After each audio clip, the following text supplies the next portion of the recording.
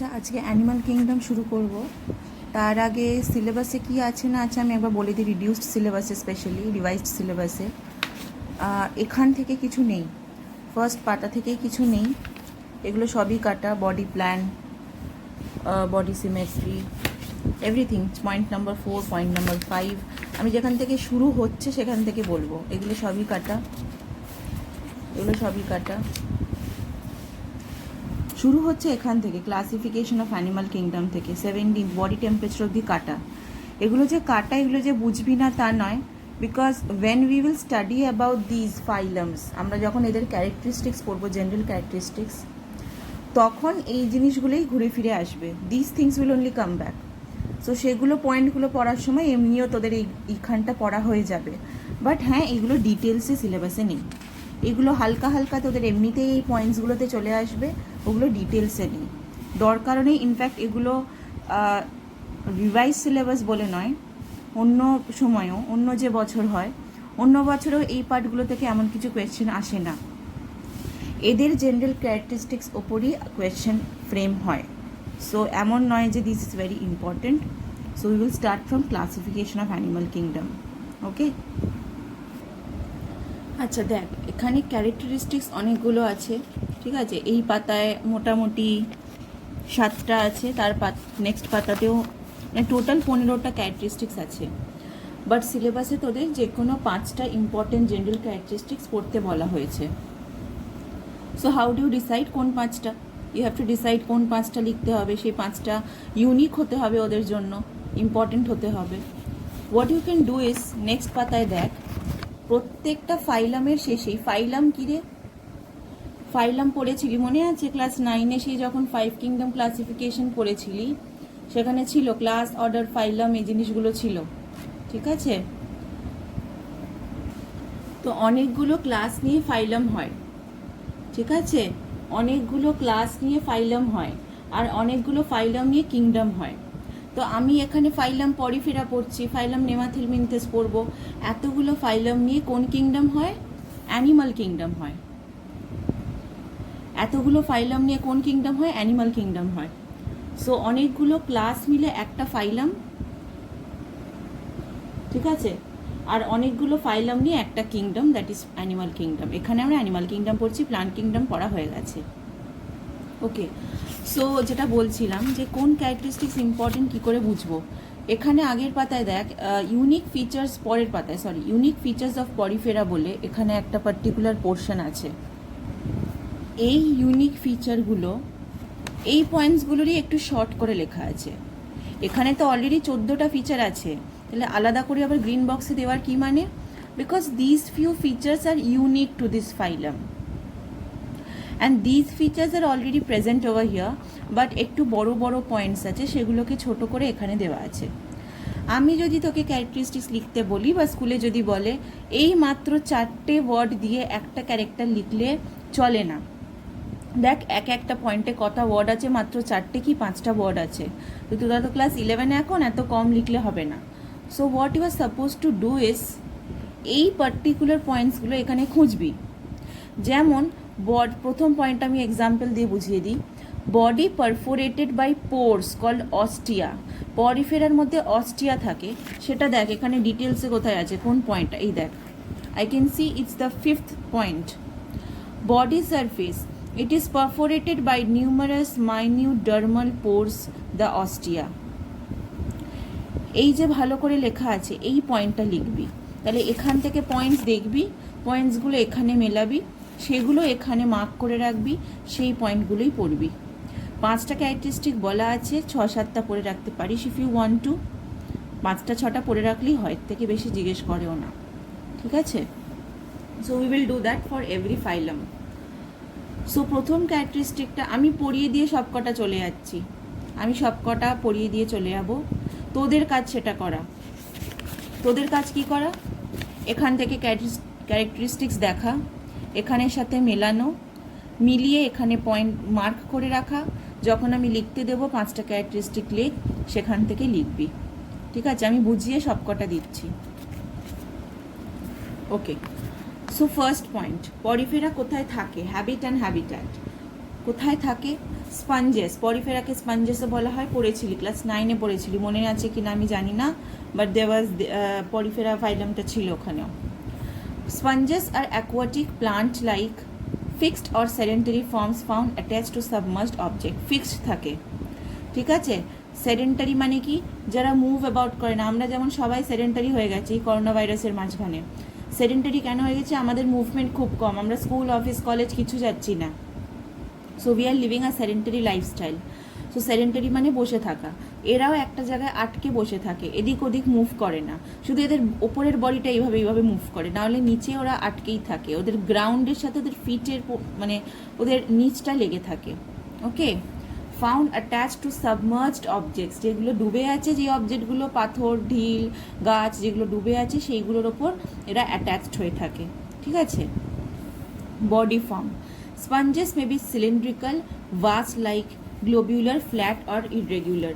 ঠিক আছে, তোরা হাইড্রা পড়েছিলি কীরকম হয়? সিলিন্ড্রিক্যালি হয়তো সাবমার্জড অবজেক্টের সাথে আটকে আছে, ওদের মানে মোটামুটি ভাস মতো স্ট্রাকচার হয়, ভাস শেপ স্ট্রাকচার হয়, এখানে একটা ওদের অ্যাটাচ করার জায়গা থাকে, এটা হয়তো সাবস্ট্র্যাটাম।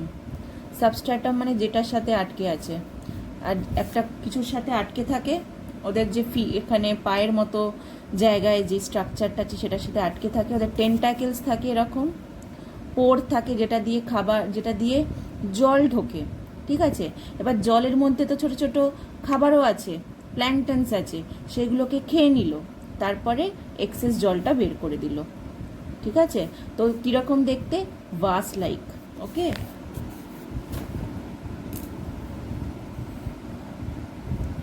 ওকে, সিমেট্রি হচ্ছে radially symmetrical or asymmetrical animals. Radially symmetrical মানে জাস্ট যে কোনো একটা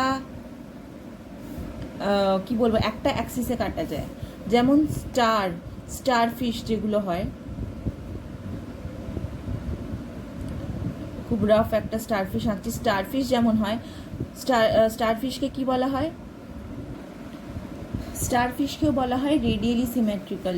রেডিয়ালি সিমেট্রিক্যাল মানে মাঝখানে একটা সেন্ট্রাল অ্যাক্সিস থাকবে, এটা নেই, এটা জাস্ট ইম্যাজিনারি একটা পয়েন্ট যেটাকে সেন্ট্রাল অ্যাক্সিস বলে। সেখানের ওপর দিয়ে তুই যদি ডিভাইড করিস, দুটো ইকুয়াল হাফস হবে। তুই এইভাবে ডিভাইড করলেও এরকম হাফ হচ্ছে, তুই দেখ এইভাবে ডিভাইড করলে কিন্তু আর দুটো হাফ হচ্ছে না, তারপরে তোকে এইভাবে ডিভাইড করতে হবে, ঠিক আছে, তাহলে দুটো হাফ হচ্ছে। তো দেয়ার আর সার্টেন পয়েন্টস যেইভাবে তুই ডিভাইড করলে সিমেট্রিক্যাল হবে, ঠিক আছে। রেডিয়ালি সিমেট্রিক্যাল জেনারেলি বলে যদি একটার থেকে বেশিবার ভাগ করে তুই সিমেট্রি পেতে পারিস, ঠিক আছে। আমার অ্যাকচুয়ালি স্টারফিশটা আঁকাটাও ভুল হয়েছে। স্টারফিশ জেনারেলি সেন্ট্রাল অ্যাক্সিস থেকে ওপরে যেই দিক দিয়ে তুই কাটিস না কেন দুটো সিমেট্রিক্যালি হবে।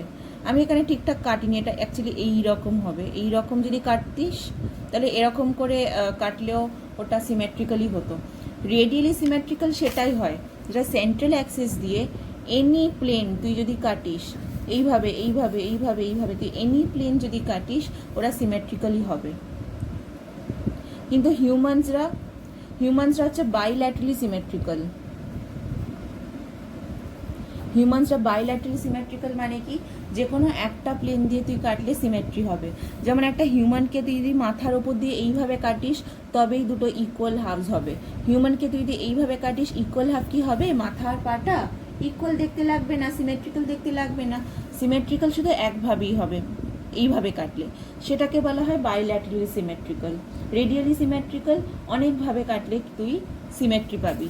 তো এখানে স্পঞ্জেসরা রেডিয়ালি সিমেট্রিক্যাল, অনেক স্পঞ্জেস রেডিয়ালি সিমেট্রিক্যাল হয়। রেডিয়ালি সিমেট্রিক্যাল মানে তুই যেভাবেই কাটবি সেভাবেই তুই ইকুয়াল পাবি, আর নাহলে অ্যাসিমেট্রিক্যালও পেতে পারিস। অ্যাসিমেট্রিক্যাল মানে কি, তুই যেভাবেই কাটিস না কেন সিমেট্রি তুই ওদের মধ্যে পাবি না, ঠিক আছে, তুই যেভাবেই কাটিস না কেন ওদের মধ্যে সিমেট্রি পাবি না, সেটা হচ্ছে অ্যাসিমেট্রিক্যাল। ওকে, আচ্ছা, নেক্সট হচ্ছে level of organisation. Sponges have cellular level of organisations. The cells are differentiated to carry out different functions but this do not form tissues. এটা আমি একটু হিউম্যানের সাথে যদি কম্পেয়ার করি আরও ভালো করে বুঝতে পারবি। আমাদের বডির মধ্যে কি আছে? সেলসগুলো জুড়ে জুড়ে টিস্যু ফর্ম করে, ঠিক কি না? ক্লাস 10-এ পড়েছিলি, সেই একটা সেল বলে একটা চ্যাপ্টার ছিল না, ক্লাস 10-এ ওটা পড়িসনি, যে চ্যাপ্টারটা তোরা পড়িসনি ক্লাস 10-এ, ওটা ফর রিভিশন ছিল। ক্লাস 9-এ সেলের ওপর একটা ডিটেল চ্যাপ্টার ছিল, যেটাতে লেখা ছিল cells are the functional and structure unit of your body. একদম ছোট ইউনিট, বাট সেলগুলো জুড়ে জুড়ে কি ফর্ম হয়? সেলগুলো জুড়ে জুড়ে টিস্যু ফর্ম হয়। ঠিক আছে, মনে আছে টিস্যু কত ধরনের হয়? টিস্যু এক ধরনের হয়, যেমন কানেকটিভ টিস্যু। কানেকটিভ টিস্যুর মধ্যে ব্লাড ইনক্লুড হয়, বোন ইনক্লুড হয়, এগুলো ইনক্লুড হয়। তারপরে মাসকিউলার টিস্যু হয়। মাসকিউলার টিস্যু কী করে ফর্ম হয়? অনেক মাসেল সেলস জুড়ে জুড়ে। আগের বছর নার্ভাস সিস্টেমে পড়লি নার্ভাস টিস্যু, মনে আছে নার্ভাস টিস্যু কী করে ফর্ম হয়? নার্ভাস সেল অনেক জুড়ে জুড়ে বা নিউরনস অনেক জুড়ে জুড়ে। তো এই টিস্যুগুলোর কাজ কি? এই টিস্যুগুলোর কাজই হচ্ছে অনেক ধরনের ফাংশনকে তোদের বডিতে ঠিকঠাক কি বলবো সেইগুলোকে কন্ডাক্ট করা, সেই কাজগুলোকে। ঠিক তো, সেই টিস্যুগুলো অ্যাকচুয়ালি জুড়ে জুড়ে অর্গ্যান হয়। কানেকটিভ মাসকিউলার টিস্যু জুড়ে জুড়ে একটা মাসেল হবে, সেই মাসেলের কাজ হচ্ছে লোকোমোশন করা, ঠিক কি না? সেই মাসেলের কাজ হবে লোকোমোশন করা। তো এই টিস্যুগুলোর কাজ হচ্ছে কিছু না কোনো কাজ করা। সেল কি কাজ করতে পারে? একটা সিঙ্গেল সেল আমাদের বডিতে কিছু কাজ করতে পারে? কোনোদিন পড়েছিস কোনো বইতে এত বছর যে বাইরে যে পড়েছিস দেখেছিস যে কোনো সেল কাজ করছে? না। অ্যাকচুয়ালি সব সেলগুলো জুড়ে জুড়ে টিস্যু হচ্ছে, সেই টিস্যুগুলো জুড়ে জুড়ে একটা অর্গ্যান হচ্ছে, সেই অর্গ্যানগুলো দিয়ে আমরা কাজ করছি। আমাদের বডিতে একটা সিঙ্গেল সেল কোনো কাজ করতে পারে না, বাট অবভিয়াসলি পরিফেরা তো লোয়ার অর্গ্যানিজমস, এগুলো তো লোয়ার অর্গ্যানিজমস, আমরা তো অনেক হায়ার অর্গ্যানিজম। এদের মধ্যে কোনো টিস্যু ফর্মেশন হয় না। এদের মধ্যে কি আছে? অর্গানাইজেশনটা কত দূর? সেলুলার লেভেল অবধি। সেলগুলোই নিজেদের ফাংশন করে। যেমন ওদের হয়তো কোনো ডাইজেস্টিভ সেল আছে, সেগুলো ডাইজেস্ট করে, ঠিক আছে? টেন্টাকেলের সেল আছে যারা খাবারটাকে পুশ করে ঢুকিয়ে নেয়। তো সেলুলার লেভেল অবধি আছে, টিস্যু ফর্ম করে না। বডি সারফেসে অনেক গর্ত আছে, অনেক পোর্স আছে। বডি সারফেসে অনেক পোর্স আছে, সেই পোর্সগুলোকে কি বলা হয়? অস্টিয়া, ঠিক আছে?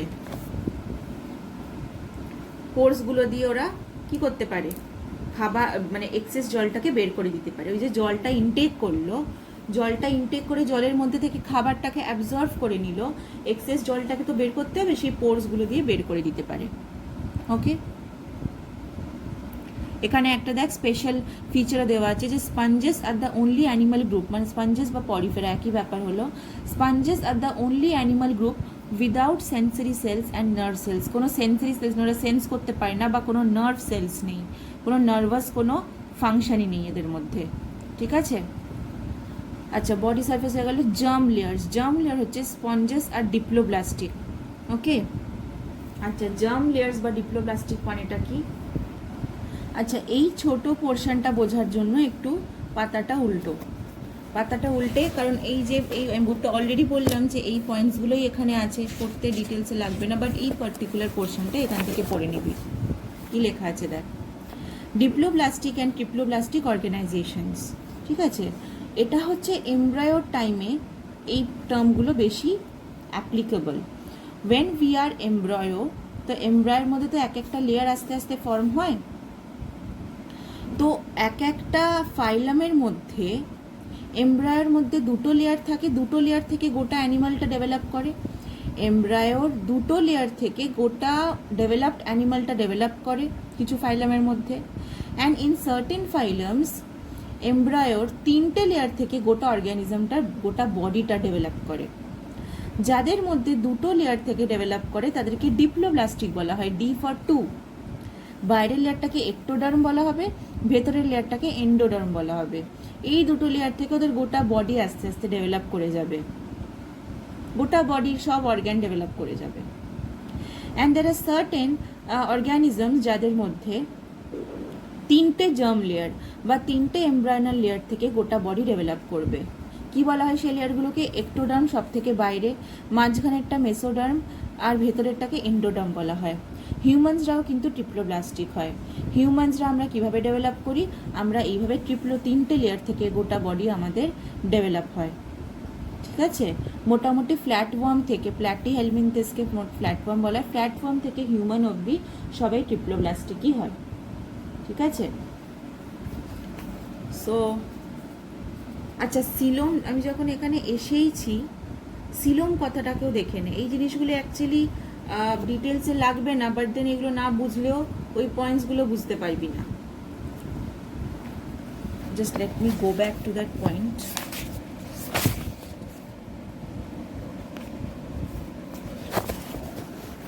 আচ্ছা, germ layers, স্পঞ্জেস are diploblastic. Diploblastic মানে এক্ষুনি বোঝালাম যে দুটো লেয়ার, এমব্রায়ার দুটো লেয়ার থেকে ওদের গোটা বডি ডেভেলপ করে। তো germ layer, sponges are diploblastic, but the two layers of body wall do not correspond to the two germ layers of eumetazoa, ectoderm and endoderm. দুটো লেয়ার অফ বডি দুটো germ লেয়ারের মতো কিন্তু develop করে না, মানে জেনারেলি দুটো germ layer আছে, এক্টোডার্ম আর এন্ডোডার্ম। এদের যে জার্ম লেয়ার আছে একটু ডিফারেন্ট এক্টোডার্ম আর এন্ডোডার্মের থেকে, ডু নট করেসপন্ড। এদের জার্ম লেয়ারগুলো একটু ডিফারেন্ট, দুটো লেয়ার থেকেই এরা ডেভেলপ করে, বাট বাকিদের মতো এক্টোডার্ম এন্ডোডার্ম থেকে নয়, ওদের লেয়ারগুলো একটু ডিফারেন্ট হয়। ডিটেলস লাগবে না, খুব জোর কোয়েশ্চেন আসতে পারে স্পঞ্জেসটা কীরকম, ডিপ্লোব্লাস্টিক না ট্রিপ্লোব্লাস্টিক, তোদের শুধু লিখে দিতে হবে দেয়ার ডিপ্লোব্লাস্টিক, ঠিক আছে? এর থেকে বেশি আসবে না। আচ্ছা, নেক্সট হচ্ছে বডি ওয়াল। বডি ওয়াল কী দিয়ে ফর্ম? প্রথমত তো আউটার বডি ওয়ালে ছোটো ছোটো পোর্স আছে, ঠিক আছে? অ্যাকচুয়ালি আউটার বডি ওয়াল যে সেলগুলো দিয়ে বানানো, সেই সেলগুলোকে বলা হয় পিনাকোসাইটস আর পোরোসাইট। কী করে? সাইট মানেই কি? সাইট মানেই সেল, এরিথ্রোসাইট মানে রেড ব্লাড সেল, লিউকোসাইটস মানে হোয়াইট ব্লাড সেল, সাইট মানেই হচ্ছে সেল। তো আউটার লেয়ারটা যে সেল দিয়ে বানানো সেটা হচ্ছে পিনাকোসাইট বা পোরোসাইট, ঠিক আছে? আর পোরোসাইটে কি আছে? অস্টিয়া, ছোট ছোট পোর্স আছে, ছোট ছোট গর্ত আছে, ওকে? আর ইনার লেয়ারটাতে কি আছে? কোয়ানোসাইট। এই পয়েন্টটা ইম্পর্টেন্ট, বিকজ এটা একটা ইউনিক ফিচার এদের মধ্যে। ইনার লেয়ারটা এদের বডি ওয়ালের যে ইনার লেয়ারটা, সেই লেয়ারে কি আছে? কোয়ানোসাইটস, ঠিক আছে?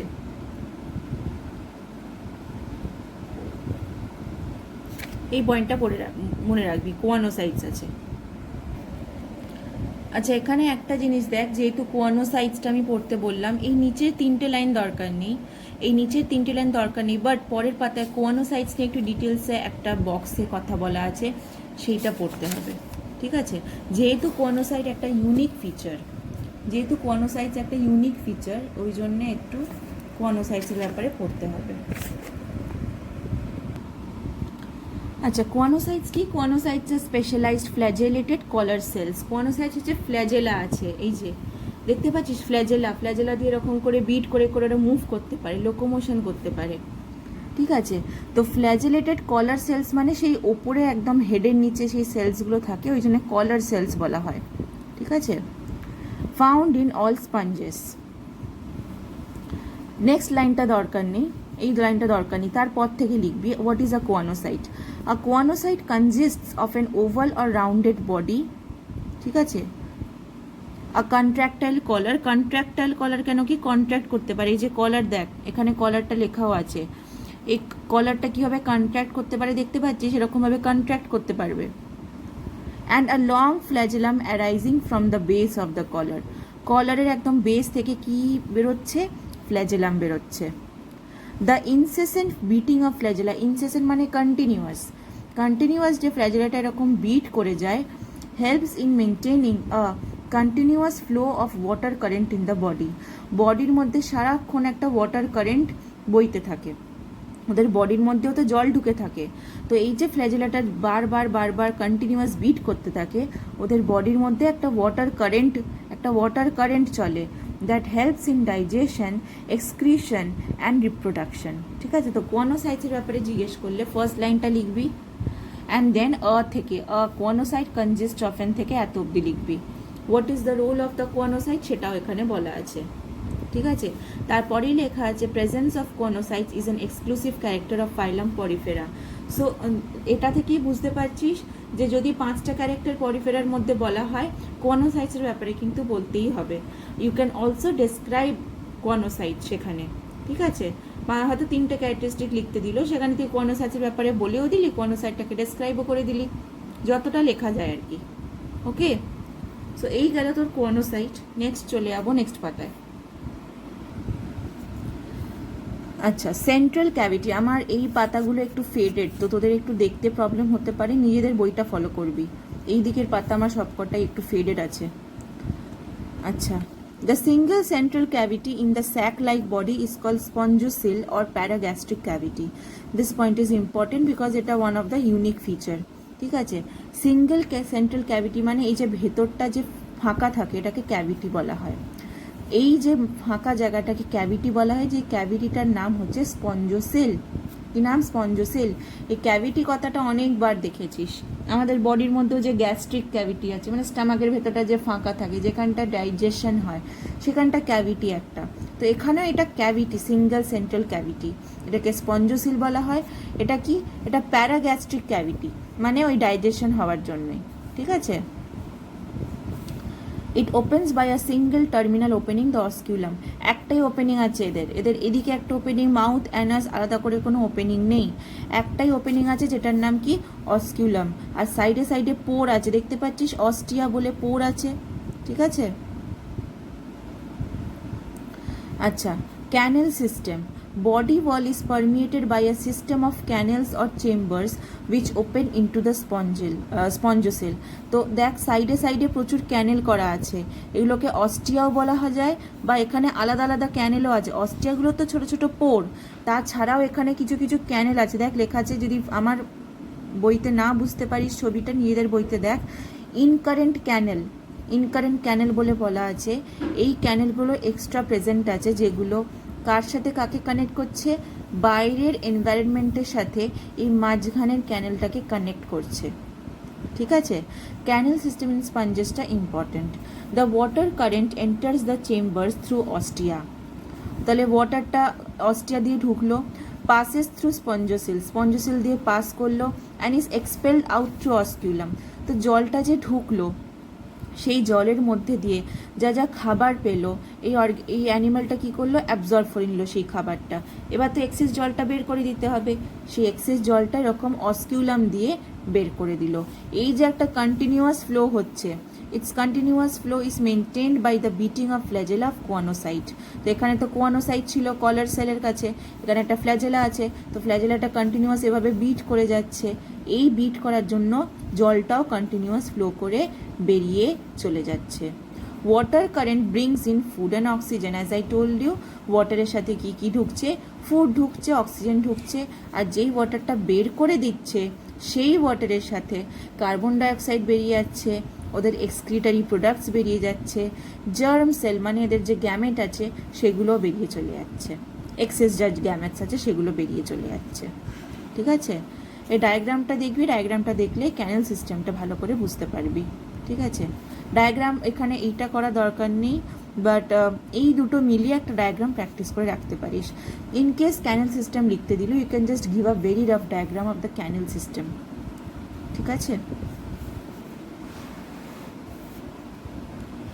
Next, digestive, respiratory, excretory organs are absent. কোনো আলাদা করে ডাইজেস্টিভ দেখতে পাচ্ছিস এখানে আলাদা করে কোনো সিস্টেম আসার জায়গা আছে? এখানটাতে একটা খালি হলো জায়গা, তাছাড়া তো বডিটার মধ্যে কিছুই নেই।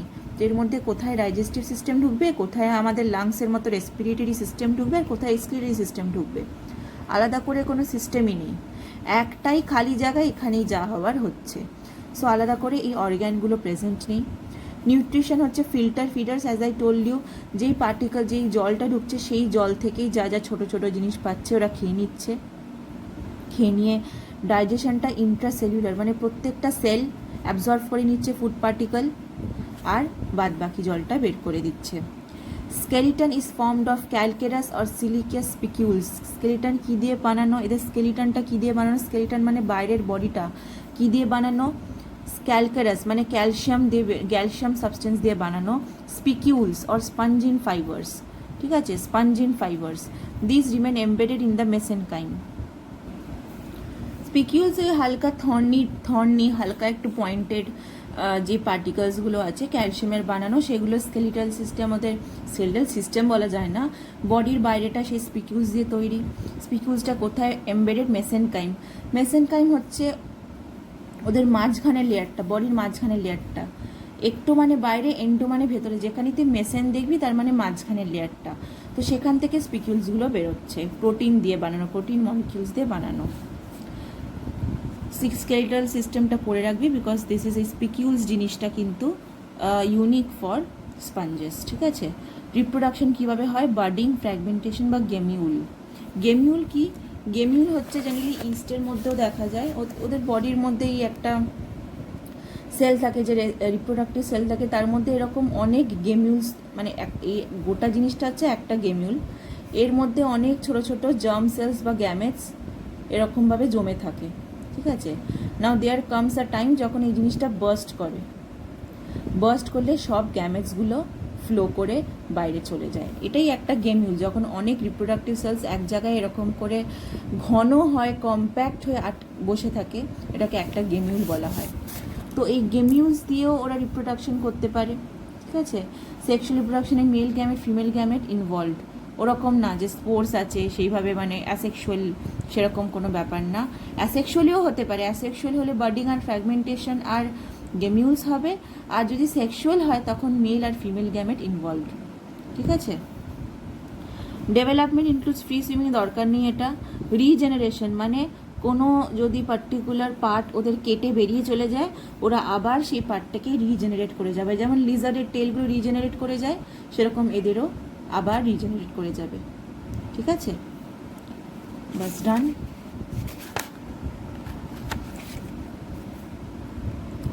নেক্সট এক্সাম্পল পড়তে হবে, সিলেবাসে সেটাই আছে, 5টা ক্যারেক্টারিস্টিক্স উইথ এক্সাম্পল, যে কোনো দুটো এক্সাম্পল পড়ে নিবি, ঠিক আছে। যে কোনো দুটো, এই যে সাইকনটা পড়বি, because this is very common, যেটাকে স্পঞ্জ বলা হয় আর কি, সাইকনটা পড়ে নিবি। এখানে এই দুটো পয়েন্ট পড়ে নিবি, Venus flower basket, bath sponge আর ফ্রেশ ওয়াটার স্পঞ্জ, এই তিনটে নাম পড়ে রাখবি। গেমিউলসের কথা এখানেও বলা আছে, রিপ্রোডাক্টিভ বডি। এক্সাম্পল আলাদা করে সিলেবাসে মেনশন আছে, তাই পড়তেই হবে, ঠিক আছে। So in the next video আমি সিলেন্ট্রেটা দিয়ে শুরু করবো।